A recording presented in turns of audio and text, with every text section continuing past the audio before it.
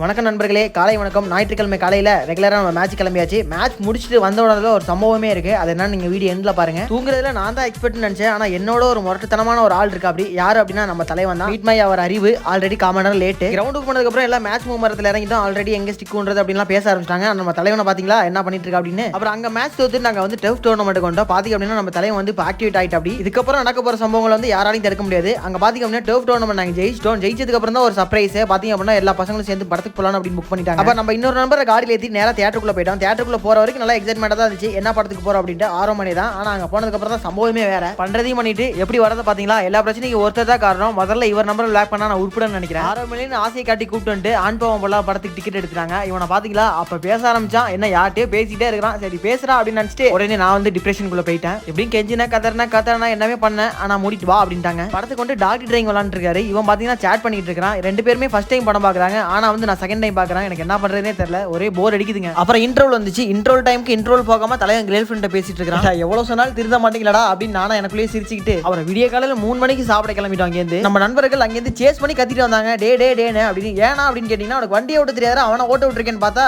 தலைவன் கடைசியில் ஃபன் பண்ணிட்டாங்க. அப்புறம் அங்கே பேச வேண்டியதெல்லாம் பேசி முடிச்சுட்டு நாங்களும் கடைசியாக சாப்பிட்டு அங்கேருந்து வீட்டுக்கு கிளம்பிட்டோம். நண்பர்களே, பாய் பாய். அடுத்த வீடியோ சந்திக்கலாம்.